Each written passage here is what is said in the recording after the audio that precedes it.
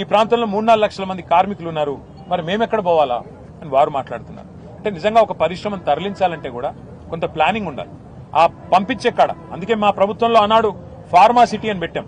ముచ్చెర్లలో 19,000 ఎకరాలు ఈ పరిశ్రమలు తరలించాలి అంటే అక్కడ కాలుష్యం రాకుండా జీరో ఎఫ్లూయెంట్ పెట్టి అక్కడ తరలించాలని మేము ప్లాన్ చేస్తే, ఈయన వచ్చిన తర్వాత రేవంత్ రెడ్డి గారు అక్కడ కూడా రియల్ ఎస్టేట్ దందా చాలు చేసినాడు. ఫ్యూచర్ సిటీ పేరిట అక్కడ రియల్ ఎస్టేట్ దందా, ఇక్కడ HILTP పేరిట ఇక్కడ రియల్ ఎస్టేట్ దందా. ఈయనకు తెలిసింది రియల్ ఎస్టేట్ బ్రోకరిజం తప్ప ఇంకొకటి ఏది తెలియదు. పరిశ్రమలు తెచ్చేది తెలియదు, ఉపాధి కల్పించేది తెలియదు, భూములు అమ్మడం తెలుసు. ఇవాళ మన కుకట్పల్లి కుత్బుల్లాపూర్లో హౌసింగ్ బోర్డు ల్యాండ్లు అమ్ముతా ఉన్నారు. హౌసింగ్ బోర్డు ల్యాండ్లు ఎందుకు? పేదవాళ్ళకి ఇచ్చేదానికి పెట్టినారు, పేదవాళ్ళకి ఇల్లు కట్టించేదానికి. వాటిని అమ్ముతున్నాడు. రోజు చూస్తే ఇవాళ పేపర్లు చూడండి, కోకాపేటలో ఎకరం 130 కోట్లకు పోయిందని చెప్పి ప్రభుత్వం గొప్పగా రాయించుకుంది. మరి 130 కోట్లు కోకాపేటలో ఎట్లుంటది? పక్కనే ఒక 15 కిలోమీటర్ల దూరంలో ఉండే జీడిమెట్ల షాపూర్ ప్రాంతంలో ₹1 ఎట్లుంటది ఎకరం? ఇది ఎక్కడ న్యాయం? కొన్ని ఇప్పుడు మా దేవదానం గారు ఉన్నారు, ఆయనకు మరి మీరు ఇక్కడ కూడా గజం ₹4,000 ఇస్తే ఆయన కూడా కొనుక్కుంటాడు. వాళ్ళ మొత్తం సంఘం కూడా మీరు ఇవ్వండి, ప్రభుత్వం ఒక ఎకరం మొత్తం ఈ యూనియన్కి ఇవ్వండి, ₹4,000 గజం చొప్పున. మేము కావాలంటే చందాలేసి వాళ్ళకి మేము కూడా సాయం చేస్తాం. వాళ్ళకి ఇవ్వరు, కార్మిక సంఘాలకు ఇవ్వరు, పేద ప్రజలకు ఇవ్వరు. కానీ ఎవరికి ఇస్తారు? పెద్ద పెద్ద పరిశ్రమలు అని చెప్పి ఎవరైతే నడుపుతున్నామని చెప్పి చెప్తున్నారో వాళ్ళకిచ్చి వాళ్ళు అపార్ట్మెంట్లు కట్టుకోవడానికి, మాల్స్ కట్టుకోవడానికి ఇవాళ చేస్తున్న వ్యవహారం ఏదైతుందో దీని వెనకాల దాగి ఉన్నది 5 లక్షల కోట్ల కుంభకోణం. ఈయన అనుముల రేవంత్ రెడ్డి కాదు, ఈయన అవినీతి అనకొండ. ఈయన అన్నదమ్ముళ్ళు, ఈయన చుట్టూ ఉండే కొంతమంది రియల్ ఎస్టేట్ మాఫియా, వాళ్ళందరూ కలిసి ఈ 9,300 ఎకరాల మీద కన్నేసి వాటిని కాజేయడానికి లక్షల కోట్ల రూపాయలు ఢిల్లీకి కప్పంగా కట్టడానికి, ఢిల్లీ పెద్దలకు పంపి పదవులు కాపాడుకోవడానికి మూటలు పంపి చేస్తున్న ఒక కుయుక్తి. దీన్ని బీఆర్ఎస్ అడ్డుకుంటుంది. ఇది కేవలం ప్రారంభం మాత్రమే.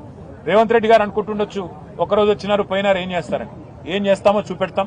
హైదరాబాద్ నగరంలో ప్రతి గల్లీలో ప్రజలను కూడగడతాం, ప్రతి నియోజకవర్గంలో కూడగడతాం. కూడగట్టి చైతన్యవంతులు చేసే విధంగా సదస్సులు ఏర్పాటు చేస్తాం, హాల్ మీటింగ్లు ఏర్పాటు చేస్తాం. ఆ తర్వాత రౌండ్ టేబుల్ పెడతాం, అన్ని ప్రజా సంఘాలను కూడగలుపుతాం. అవసరమైతే న్యాయ పోరాటం కూడా చేస్తాము. ఏ పరిస్థితుల్లో కూడా దీన్ని వదిలిపెట్టు. నేను మళ్లీ చెప్తా ఉన్నా, పారిశ్రామికవేత్తలకి 2 ఏళ్ల తర్వాత మళ్లీ వచ్చేది బీఆర్ఎస్ ప్రభుత్వమే. కేసీఆర్ గారు ముఖ్యమంత్రిగా మళ్లీ తిరిగి ఈ రాష్ట్రానికి రాబోతా ఉన్నారు.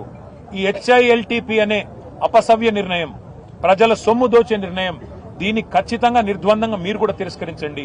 ఎందుకంటే నడుస్తున్న పరిశ్రమను మూసేసి మీరెక్కడికో పోవాలి అంటే అక్కడ అవసరాలు లేకుండా, అక్కడ కనీస పరిస్థితులు లేకుండా మీరెక్కడ పోతారు? మీరు కనుక ఇప్పుడు ఈ భూమాయలో పడి వీటిని కొనుగోలు చేస్తే దీన్ని ఖచ్చితంగా సమీక్షించి రద్దు చేసి అవసరమైతే చట్టం తెస్తాం, చట్టం ద్వారా రద్దు చేస్తామని చెప్పి కూడా నేను పారిశ్రామికవేత్తలకు కూడా ముందే అప్రమత్తం చేస్తున్నా. నేను హెచ్చరించడం లేదు, అప్రమత్తం చేస్తున్నా. రేవంత్ రెడ్డి భూకుంభకోణంలో మీరు భాగస్వాములు అవుతే మీరు కూడా నష్టపోతారు. దయచేసి మీరు పెట్టిన డబ్బులు కూడా నష్టపోతారు. ఇటు పరిశ్రమ పోతుంది, అటు భూమి కూడా పోతుంది. ఎటు కాకుండా మీరు పోతారు. ముందే నేను మిమ్మల్ని అప్రమత్తం చేస్తున్నా అని చెప్పి కూడా తెలియజేస్తూ, ఈ భూ కుంభకోణాన్ని దయచేసి మీడియా కూడా మాకు సహకరించాలి. దీన్ని వెలుగులోకి తీసుకొచ్చేది మా కార్మిక సంఘాల నాయకులతో కూడా నా ప్రార్థన. ఇది నా సొమ్ము కాదు, రేవంత్ రెడ్డి సొమ్ము కాదు, బీఆర్ఎస్ సొత్తు కాదు, కాంగ్రెస్ సొత్తు కాదు. ఇది ప్రజల ఆస్తి, ప్రజల సొమ్ము. మీకు ఇళ్లు కట్టడానికి, మీ పిల్లలకి స్కూళ్లు కట్టడానికి, మీ కుటుంబాల కోసం పార్కులు కట్టడానికి, లేదా ప్రజల అవసరాలకు వినియోగించే హాస్పిటల్ కట్టడానికి, వాటికి వినియోగించాల్సిన స్థలాన్ని ప్రైవేట్ వ్యక్తులకు దారాదత్తం చేస్తుంటే చూస్తా ఊరుకోవడం అనేది భవిష్యత్ తరాలు కూడా క్షమించరాని నేరం అవుతుంది. దయచేసి మీరు కూడా కలిసి రావాలి ఈ పోరాటంలో అని చెప్పి ఇక్కడ ఉన్న మా కార్మిక అన్యులకు కూడా నేను తెలియజేస్తూ, ఇదే కార్యక్రమాన్ని పురస్కరించుకొని మా పార్టీ కూడా రౌండ్ టేబుల్స్ కూడా ఏర్పాటు చేస్తుంది. అఖిలపక్ష మీటింగ్లు కూడా ఆర్గనైజ్ చేస్తాము. దానిలో కూడా అందరూ కూడా పాల్గొని వారి మద్దతు తెలియజేయాలని చెప్పి కోరుతూ, ఇవాళ ఈ ప్రాంతంలో ఇంకా పారిశ్రామిక వాడలో కూడా పోయి ఇంకొంతమందిని కలుస్తాము. ఇతర వాడల్లో కూడా ఇవాళ మా బృందాలు తిరుగుతున్నాయి. వాటికి దయచేసి మరి మా ఉద్దేశం ఏంది ఈరోజు మీటింగ్ అంటే, ఇక్కడ రావడానికి ధర నిర్ధారణ జరగాలి, నిజ నిర్ధారణ జరగాలి. ధర నిర్ధారణ అంటే ఏంటి? ప్రభుత్వం అంటుంది ఇక్కడ 4,000 గజం ఉంది అందుకే ఇచ్చేస్తామంటుంది. ఇప్పుడు మాకు ఇక్కడికి వస్తే తెలిసింది 1,00,000 ఉందా, 1,50,000 ఉందా? ఇక్కడ 1,00,000 పైనే ఉంది తప్ప 1,00,000కు తక్కువ లేదు గజం. అంటే ఎకరం 50 కోట్లకు తక్కువ లేదు. మరి ప్రభుత్వం ఎకరం ₹1,00,00,000 ఇస్తా అంటున్నది. ఇది న్యాయమా? ప్రజలు ఆలోచించాలి. ఈ ప్రాంత ప్రజలు ముఖ్యంగా పూర్తి స్థాయిలో దీన్ని అర్థం చేసుకోవాలని కోరుతాం. పాలసీ తీసుకొచ్చింది, దాని ప్రకారం మేము ఇస్తాం. ఇది కూడా మేము ఇస్తున్నది కూడా వాళ్ళ లీజ్ భూములు కాదని ప్రభుత్వం పదే చెప్తుంది. గ్రిడ్ యాజమాన్య హక్కులు అంటే ఎవడిచ్చాడు యాజమాన్య హక్కు? ప్రభుత్వమే కదా. ఎవరు సేకరించారు ఈ భూములు? ప్రభుత్వమే కదా.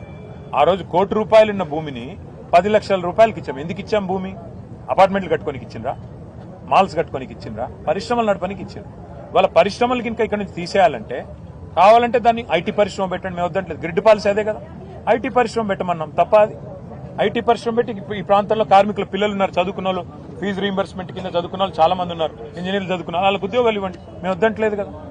కాలుష్యాన్ని తరలించడంలో మాకు ఇబ్బంది లేదు, కాలుష్య కారక పరిశ్రమల్ని తరలించడంలో ఇబ్బంది లేదు. కానీ కాలుష్య నియంత్రణ మండలి ఉంది, ఇక్కడ కంట్రోల్ చేయండి కాలుష్యం, మేము వద్దంటున్నామా? అవసరమైతే అట్లా కాలుష్యం ఉన్న పరిశ్రమలు పోయినాయి, కొన్ని ఉన్నాయి, వాటిని నియంత్రించండి, వాటిని మూసేయండి, మేము వద్దంటలేదు. గ్రిడ్ పాలసీ ఉద్దేశం ఏంది? ఒక పరిశ్రమ అక్కడ అవసరమైతే కాలుష్యం ఎదజల్లుతుంటే దాన్ని తొలగించి ఐటీ పరిశ్రమ పెట్టాలనేది గ్రిడ్ ఉద్దేశం. మరి దాన్ని తప్పెట్లా పడతారు? ఇప్పుడు మీరేం చేస్తున్నారు? అపార్ట్మెంట్లు, మాల్స్, ఇదా మీ HILTP ఉద్దేశం? అందుకే పరిశ్రమ స్థానంలో ఇప్పుడు రెడ్ కేటగిరీ ఇండస్ట్రీ ఉందనుకోండి, ఆ గ్రీన్ కేటగిరీ ఇండస్ట్రీ నడపండి. ఎవరొద్దన్నారు? గ్రీన్ కేటగిరీ అంటే కాలుష్యం లేని పరిశ్రమ నడపండి. కార్మికుల పొట్టగొట్టిన వాళ్ళు గారు మీరు. ఇక్కడ ప్రాంతంలో ఎకనామిక్ యాక్టివిటీ ఉంటుంది, ప్రజల ఆస్తి సురక్షిత. నేను ఇంకొక మాట అడుగుతాను, మీరు చెప్పండి నాకు. ORR ఉంది 160 కిలోమీటర్లు, దాన్ని మేము కేవలం లీజ్కి ఇచ్చాం మా ప్రభుత్వం. నువ్వేం చేస్తున్నావు ఇప్పుడు? శాశ్వతంగా దారాదత్తం చేస్తున్నావు 9,300 ఎకరాలు. మీరేమన్నారు రేవంత్ రెడ్డి గారు ఆ రోజు? 1,00,000 కోట్ల ORR ఇచ్చేసినారన్నారు. మేము లీజ్కి ఇచ్చినాం స్వామి, అది మళ్ళీ వస్తుంది, లీజుకు పోయింది మళ్ళీ ఇంకొక వస్తుంది. నువ్వేం చేస్తున్నావు?